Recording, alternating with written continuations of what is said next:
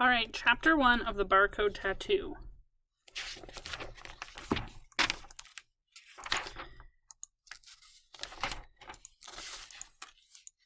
Part 1.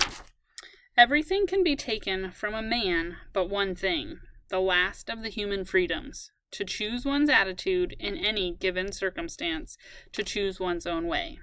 Viktor Frankl, Man Searching for Meaning. Chapter 1. Outside, rain drummed against the window. Across the metal desk, the guidance counselor talked. The light in his office was way too bright. She absorbed his bad news 15 minutes ago. Time for you to shut up now, she thought, but he kept on talking. He shook his head, full of sympathy manufactured for the moment. She didn't buy it as genuine. He barely knew her. How bad could he really feel? Sorry, Kayla, he said. I haven't seen an art scholarship issued to a student weak in computer skills for the last 5 years. Definitely not since 2020. You shouldn't expect to get one or even to be accepted at the art schools you've applied to. That's just how it is.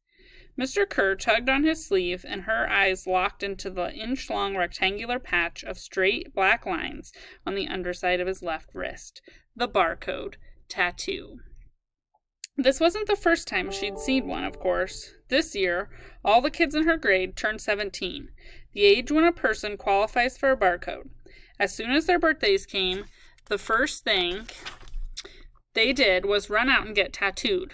Everyone, even adults, was getting one. Both of Kayla's parents had been tattooed for 7 months now.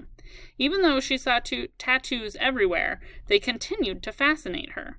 How bizarre to be branded like a box of cereal.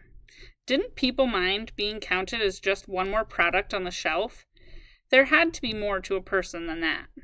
Unaware of Kayla's gaze on his wrist, the guidance counselor kept talking. Outside, the rain kept pounding. She twisted in her chair to see it better. Rivers of water raced across the glass. And then Kayla... ... A jet streaks by. It's low, and she's never seen one that looks exactly like it. She's in the woods outside a great city. Tall white buildings spire to the sky. A thick, shining wall surrounds the city, about 15 feet high. Someone else is with her. She senses him standing behind, but doesn't turn to see. Near the wall, people walk towards the city. Many people. Her heartbeat quickens, a low rumble, like many voices speaking at once, filling her mind, and she smiles. She blinked hard, Mr. Kerr no longer talking. The only sound was rain. The guidance counselor stared at her from across his desk. Sorry, she apologized to him. With a quick, stressed half-smile. What was that about? She wondered. So you understand what I've been saying, he asked. She nodded. She's understood it a billion minutes ago when he first began. The art world had no place for a talented artist with bad computer skill grades. That's what it amounted to. Though, of course, he felt compelled to subject her to the entire explanation. Although she was only half listening, she understood. The explanation went more or less like this. Only a few of the most experienced artists were required to input drawings into computer art databanks. These computer-generated images were used to create all other artwork.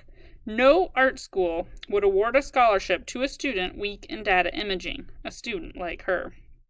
When she'd first realized what he was telling her, she'd felt like a figure in a video game. Smash, a direct hit.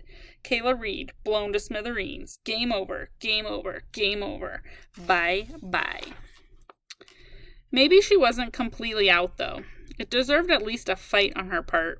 Here goes, what the hell. Leaning forward, she reached across his desk and tapped on the computer screen that displayed her grades. My art marks are all Achievement Plus. Holographic Web Design, AP, MT, ML Advanced, AP. I even took an extra credit in Acid Full Loop Advanced on my own time so that I could add my own soundtracks to my art. That counts, doesn't it? I understand that, but look at these computer grades, he countered. Computer concepts, insufficient mastery achieved. Computer methods, insufficient mastery achieved. Data collection, IMA. All these IMAs in computer just don't impress schools. In fact, if you get one more IMA, you might not even graduate next year. But that stuff has nothing to do with art. I suppose I should have attended more regularly, but it's so boring. They can test me. I already know most of it, she fought back. Not an option, I'm afraid. What if I got recommendations from my design teachers? They'll all say I've got lots of talent. I've been art track since 9th grade. I would go outside and draw during computer class, and no one cares if you can draw, I know. But still, it has more to do with art than computers do. Kayla, it's my job to make you aware of how the school will view the situation, he said, and she noticed something in his eyes that seemed to shut down. He wasn't going to do anything for her. She stood. Thank you for letting me know all this. She really had to get out of his office. She needed a place to scream, cry, and maybe kick something. He rose too. You could still be accepted into an art college without a scholarship. Is that a possibility for you? Not likely, she replied. Too bad you didn't apply for a Global One federal grant at the beginning of the year, he said. Things were a lot different for me then, she told him. Warnings flashed in her mind. I don't want to go in this direction. Change the subject. Talking about the situation at home was too upsetting. Besides, it was none of his business. Oh, he asked, are there problems at home? Is there anything you'd like to talk about? His eyes became warm with more of that and an instant sympathy. He extended his arms in a gesture meant to be helpful and bracing. It hiked up his sleeve, and Kayla glanced again at the row of straight lines tattooed on the underside of his wrist. Since he had the barcode, could he tell her why it had driven her father into a depression so deep that he didn't even bother to go to work anymore? The tattoo, she began. How do you like it? He appeared puzzled. It wasn't what he had expected her to say. Then his face relaxed into a smile. It's convenient, I suppose. All my banking and identification numbers are encoded right here. If I were rushed to the hospital, billing and medical information would be right at hand. He smiled. No pun intended. She smiled back politely. But don't you get all that information from an eye scan now? She asked. These days, eye scans did everything. They unlocked doors, identified your computer, and even proved your identity at airports. An eye scan only proves that you're you, Mr. Kerr pointed out. It doesn't contain all your other information. He clearly approved of this tattoo and was clueless as to why it had blown away her father, just as clueless Kayla herself. Sure, the tattoo wasn't personal, and she thought demeaning, but her father had known all that before he'd gotten it. What had happened afterwards? This is what she wanted to know. What had left him so freaked? Is there more you'd like to talk about? Mr. Kerr asked. Anything else you'd like to know? Nothing you can tell me, she thought. No, thank you. With a parting nod, she headed into the empty hallway, not sure what to do next. No art school? There it was, the simple reality. All her life, she'd assumed she'd go to an art college or a design school. She had a box full of ribbons, certificates, and other prizes for her art. She'd spent every summer at the Art Institute at Garrison drawing and painting, as well as learning all the new technologies. But this was the last summer of high school, the last summer that she'd be eligible for the program. She'd always figured she'd go to art school and then get a job with the government in the public murals program. But they only took students from the top 20 art schools. What was she supposed to do now? The hallway was empty, and in a few minutes, though, class change tones would sound, releasing a flood of students into the halls. This meeting with Mr. Kerr had run into her lunch period, but she had zero appetite and didn't want to see anyone. Instead, she walked to the nearest stairwell, a quiet place to hide from everything. She sat on the stairs, felt cool under her neon blue pants. Her straight brown, cobalt blue streaked hair swung forward as she rested her chin on her hands. Sitting there, with the rain still pounding on the windows, she fell into a world of private pictures. They floated before her in no particular order. Snaps of conversations, images of figures against sunlight, individual movie screens hurtling through the inner space of her mind. That was how she usually thought things through, in pictures, not words. She saw her father staring at the barcode on his wrist, his dark eyes staring emptily. Another image floated by, her mother's mouth forming words, Joe, why aren't you at work? They'll fire you if you don't go in.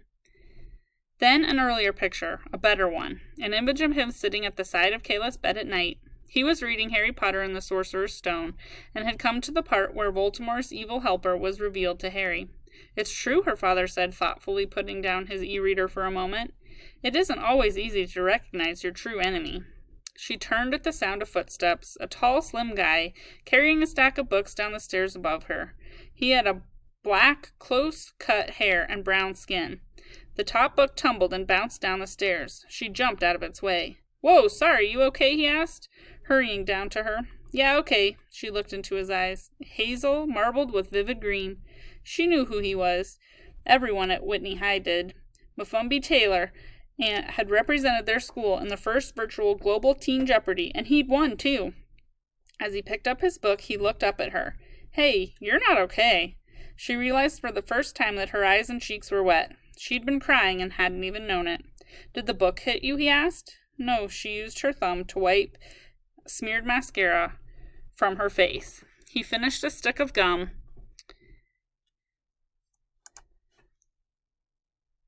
He fished a stick of gum from his pocket and offered it to her. "Want some? It always makes me feel better." Kayla took the piece and popped it into her mouth. Peppermint. It did make her feel better. But maybe it was his concern that worked the trick. "Are you sure you're okay?" he checked. She looked up at him without answering. For some reason, she felt a strong, nearly overwhelming urge to tell him everything that was wrong, about her parents, the lost chance of art school, everything. But that would have been too strange. She didn't even know him. "Yeah, I'm fine," she said. "Okay, well, I've got to get these books to the library," he said, backing away. "You know, if they're late, they'll send the library squad." She smiled. "I know. Thanks for the gum." "Sure." He waved and entered the flow of kids who were returning from lunch, and all she really wanted to do was to cut her last classes and go home. Moving quickly, her head down so she'd make no eye contact with anybody, she headed to her locker. It was in sight when a voice shouted from behind her. "Kayla, I've been looking for you all over." Her shoulders hunched. "Caught!"